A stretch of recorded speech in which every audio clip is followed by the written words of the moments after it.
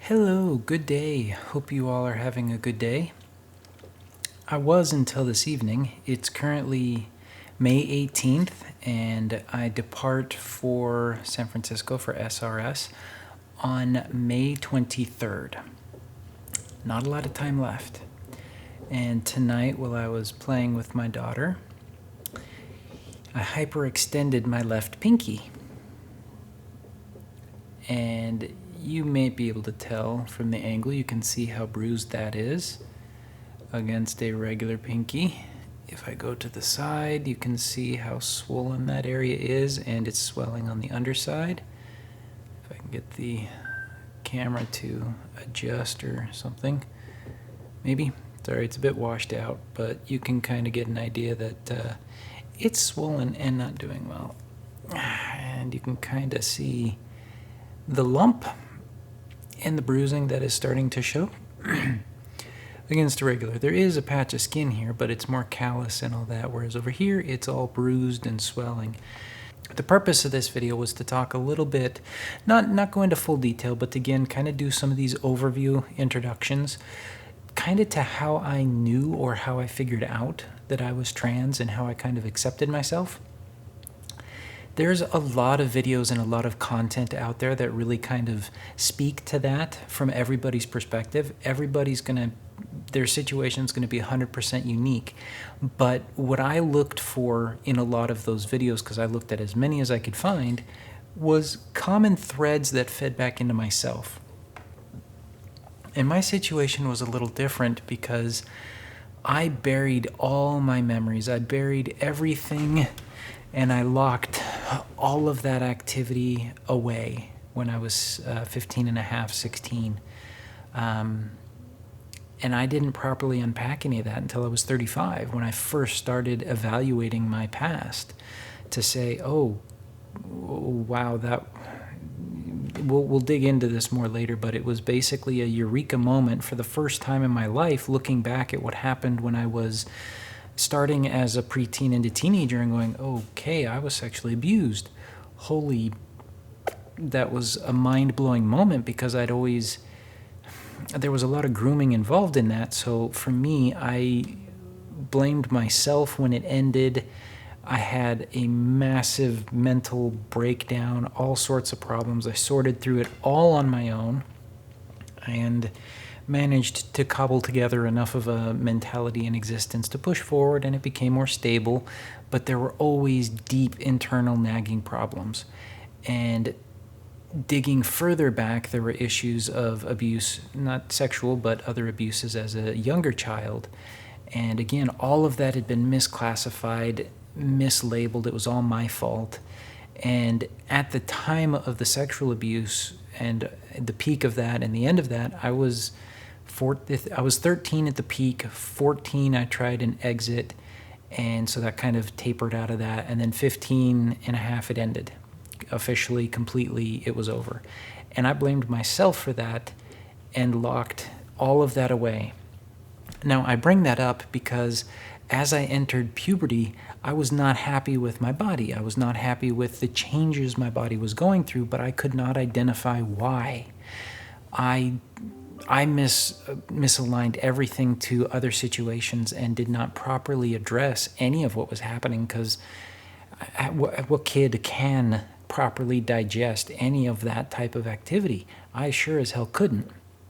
And so the other angle on that is that I grew up again in a very conservative Mormon household where anything LGBTQ is a huge no-no and a huge negative. Now, I never felt like I belonged, both with my family, definitely never at the church. I hated church. I never liked it. I had to go. I had no choice, so I kind of grinned, bore through it, and did the best I could. As soon as I turned 18, I plotted my move out. I left home, and I've never been to church again, other than maybe 2-3 times when I visited my parents. But not even since then. I don't go. It took finally unlocking my mind to get the strength to actually resign and tell the church, basically, get me out. I'm done. You cannot count me as a member, because I think they're a hate organization. But again, with that implanted and groomed into my mind from a very young age, I never would have had the terminology or the ability to properly address what was happening to me and what I was feeling. There was no internet. But again, all of that activity into a young child's mind meant there was no way I could know what I was feeling. I know from looking back properly as an adult that there were signs that I was questioning. And those signs give me a lot of comfort because there is no correlation between being abused and that making you trans. There's no direct correlation there. Usually, from both what I've studied online and a lot of very good work with my therapist, whom I love, the correlation comes in that typically the abusers saw the femininity or saw what they wanted in you and took advantage of it.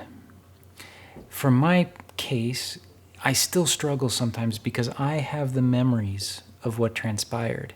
I have the thoughts, the sights, the sounds, everything is in here. And so there's times where it really guts me. I can't get past it.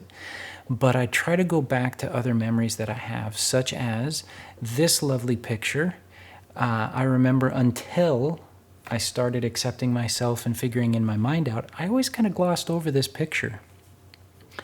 This is me with one of my aunts on my dad's side, and they'd come down for a visit, and I didn't have much to say about myself. I was just kind of like, whatever, I'm just being silly and stupid. I'm a dumb kid.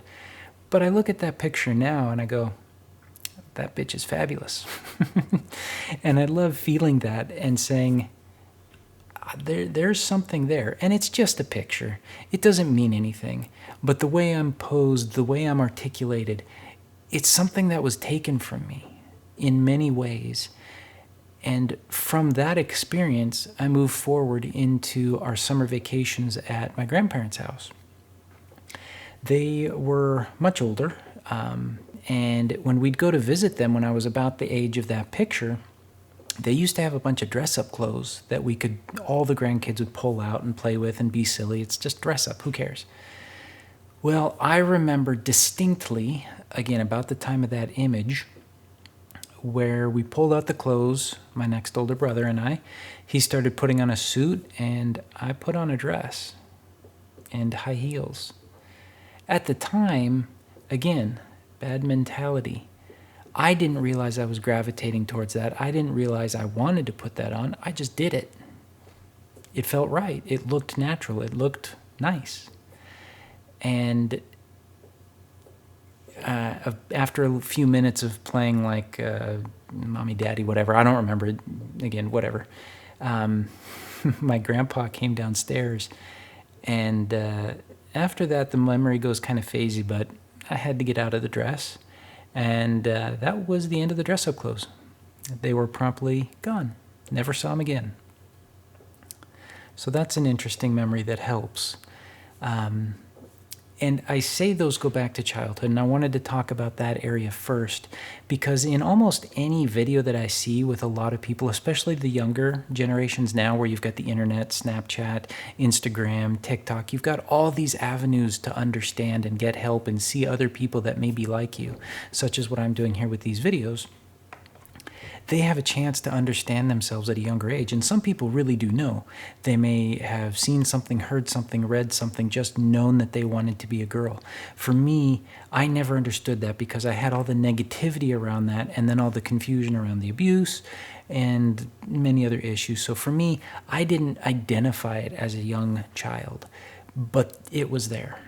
And that may have partially led to some of the abuse because I'm wearing dresses. And that's interesting. Now, moving forward to when I was about 13, 14, it's big time in the abuse, but there was a church activity that I remember. We did a lot of service projects with a retirement community very nearby. Typically, the young men would go play cards or games or something like that, and the young women would make something, or I don't remember. But we were going to do a joint activity where we would put on a couple skits or plays. and they broke out into different age groups. And there's a song, I should have looked it up before I filmed this, but it's an old 50s, 60s song about a rebel on a motorcycle, and you hear the revving motorcycle engines, and that was the song they chose. Well, due to realignment in the different churches in the area, for about 5 years of growing up through primary, young grade school type age, and into the early teenage years, I was the only boy in a class of like 6, 7 girls. Nothing happened because I sat in a corner and like sucked into myself because, again, I felt awkward. I had all these other issues going on, but I did get to observe and hear a lot of things. But our class level at that age was going to be the women in this skit, and the next group older, the boys, were going to be the badass bikers on their BMX. Silly stuff. And I do not remember how, I do not remember why, but they ended up putting me in a dress, putting me in heels, doing my makeup, and I had to play a girl. And I remember how terrified I was that I would be found out. At the time, I classified it, sorry, I'm fidgeting. I classified it as part of the abuse that was very much happening at that time, and I didn't want to be discovered that I liked wearing the dress, and I liked wearing makeup, especially after the girls did my makeup, because their very first comment was, "Oh, you're so pretty, you'd make a great girl." If only you could see me now. I don't think I look great, but the comment sticks. So I find that really, really kind of humorous, because I pretended that I didn't like it or I was ambivalent to it, but I think I tipped my hand a few points. There was when we had to walk out and like drape ourselves over the stupid men. Yeah, playing drag at a church event at their behest when now they, Anyway, I pissed all the girls off because at 13, I can walk in heels without issue. So I walked out perfectly fine in heels, and they're kind of slipping and falling over. And they're like, "How the hell can you walk in these heels?" I'm like, I have good balance. Anyway, so that was a good memory as well. And then moving past that was the exit. And then past that, the end of the abuse, everything got buried. Every little nuance of it got wrapped up tight and shoved in the darkest corner of my mind. I knew it was there. It was eating me out inside. I was slowly tapering to a very negative place. But in that time frame and taper, there's a lot of little things that kind of, again, help highlight there's a little girl inside of you, and she wants to come out to play. She's tired of looking out of this mask. So anytime I went shopping for my ex, be it she wanted me to go buy her a certain bra or something on Victoria's Secret, or some underwear, or the Loft, or some other store, buy a shirt or a pair of pants. For me, it was an excuse to say, well, what else could I get her beyond just that one thing that she's expecting, to provide a surprise? And that is a legitimate thing. I was not trying to just sneak myself away. But I would look at just about every page, just about every item that company sold for whatever item I was looking at, and I would always say, oh, I wish I was that pretty. I wish I could wear something like that. I wish I could be a girl. And after hours and hours of poring over all their products and looking at all that stuff, being so desperate to be a girl, I would feel miserable and super depressed. I'd buy the items. X was always super happy with it. She liked it. But I always felt so depressed, because it's like, what's wrong with me? Why do I want these things? And why am I spending 4 or 5 hours staying up until literally the next morning shopping, saying these things that I wish? And I didn't understand it, and I felt really bad about it, and it caused problems for me. Anytime I went shopping for myself, there was a very specific set look that I could have with past-the-knee cargo pants. They had to be baggy, they had to fit a certain way, certain types of shirts, and then if I was dressing for work, I could not have form-fitting clothes. I hated my body. I hated the way I looked. I had, again, a certain type of look. The only pants and the shirts, button-up shirts I could find that I liked were at JCPenney's. I typically bought just a little bigger than myself so it would have a little bit of that current style of fitting, but being loose enough not to show my form. And I could walk through a store in like 5 seconds and be like, I don't like any of this. I'm done. But then I would go antagonize over exactly how that pair of pants and stuff would make me look because I had to present myself a certain way. And it was very hard and depressing because I never liked any of the stuff I bought. I was accepting of what I bought. And when you have spent an hour staring at 3 cargo pants and like finally, I need a pair that's the least offensive, you're like, okay, I like these because I need to get out of here. I'm done. I don't like being here. I don't like doing this. So shopping for me was horrible. But anytime I got to shop for a girl, loved it. And that continued for a while, a long while. There's some other things that occurred, but most of it was in those similar veins. And then as soon as I started unpacking my mind and accepting who I was, almost overnight, the difference was overwhelming. Like literally the next day, suddenly I was like, my underwear is uncomfortable. I want to buy something different. So I started buying different underwear. And that slowly, without properly thinking about it, shifted from boxers that were always super uncomfortable, I hated, to a brief type of underwear, to a male-oriented, feminine type of underwear, to flat-out women's underwear. And the progression just happened. I didn't think about it. And then when some of that was found by my ex and she kind of got pissed off, she was like, are you trans? And I'm like, maybe, I don't know, but I'm investigating. And that was kind of the call. I'd looked at it a little bit, but I still didn't quite understand. And so when she called it out, I really took a deep look, and it took months. And you've got to be careful looking at content on YouTube, but I pretty much was going this alone. I was in a very bad place. I was in a very negative place. Lots of bad things were happening the more I pushed into what made me feel comfortable. And it was very hard for me to accept myself. So I started unpacking my mind, again, starting with the abuse, in February of 2019. I finally had processed enough of understanding the abuse and getting far enough into kind of the gender question where I was really thinking that I was trans. And one of the easiest questions that I see repeated a lot, which is good, is that if you're questioning your gender, there's a good chance you're likely not entirely cisgender. Doesn't mean you can't be. You can certainly explore, have questions. All of that is fine. And you can have that at any age. But the fact that you question your assigned gender is a huge potential flag worth investigating for your own sake, your own happiness. And if you come to the realization that, nope, you know what, I'm happier as I am, that's wonderful. Move forward with confidence. If you continue to question, or you do like the other side of things, or you kind of like bouncing back and forth in the middle, there's a chance you're trans or non-binary. And again, there's nothing wrong with either, but you really do need to take the time to understand your specific history, your triggers, what you want. And so in July of 2020, after a month and a half of research into therapists, I finally reached out and started seeing my current therapist. Again, I said I love her because we work really well together. She knows when to push, she knows all my tells, and I am really trying to be very honest with her in that I call myself out. And she's really good at calling me out. If she knows I'm whinging on or BSing or just trying to navigate around something to avoid dealing with it, at this point, she can just give me a look and I'm like, yeah, I know.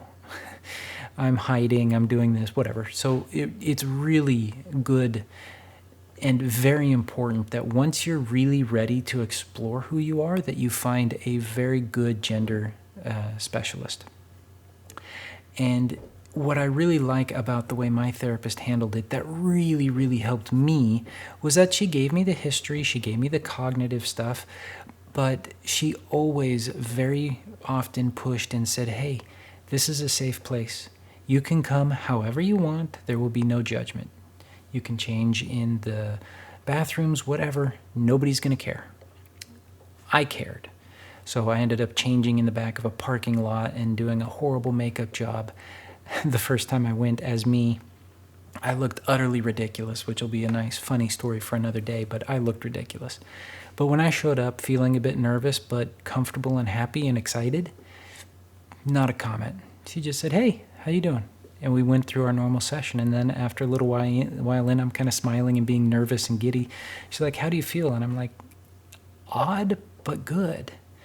And that's what really helped me on that part. And I know a lot of people in my life were like, well, she's pushing you into this and all the stupid right-wing media crap. She never pushed me to do something I didn't want. She offered suggestions for me to get experiences and then always wanted to discuss those experiences. So like after the first time I went in Femme, I decided that I was going to push my boundaries, which is odd for me, but I was really committed and really trying to push out, and having a good therapy session gave me the confidence I needed to go to the grocery store.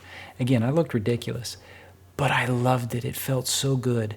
And when we talked about it the next week, I was like, I sat in the parking lot for 20 minutes fighting with myself, and finally I just did it. Didn't really look at a lot of people, but I did it. And we talked about how I felt, and that was important because the way I felt was good. I wasn't afraid of being out as me. What made me have a problem was I didn't want to cause other people to be uncomfortable. I didn't want to make them stare or feel out of place or awkward or like, ooh, something like that. My concerns and fears were always on how others were perceiving me and the way their reaction would be. That's always been kind of my focus, and it was really good to, again, have kind of that reinforcement of what I'm kind of already thinking, and then have it broken down. And she would walk me through, okay, say this, okay, you said that, expand on that. And it was really good because it helped me build my own confidence. It became easier to see who I am and what I want. And anytime I never had to, but anytime I was pressured into stopping and not being myself, the way I felt was horrible. And it's not something anybody externally, unless they really want to understand, can understand. Because a lot of people view it as just, well, you're making a choice. Technically, I'm making a choice, but this is me living as me, not trying to be something I'm not. And once you start doing that, anybody's negative pressure on that can feel horrible, especially when you're just trying to test the waters and feel it out, and it's scary. But for me, recapping this, I never really had the epiphany that, oh, I'm trans and it's great. For me, it was a lot of negativity, a lot of questioning, a lot of online content reviews, which some of it got to some very negative videos that were wolves masked in sheep's clothing. After a couple videos, I'm like, yeah, this is not positive. I need to get away from this. And I didn't go to YouTube to look for somebody to tell me I'm trans. I just wanted to get what everybody's experiences were, to look for ways I could introspectively examine my own thought process, my own history, my own memories, and see, do I have any of those connections? And I had a lot more than I thought.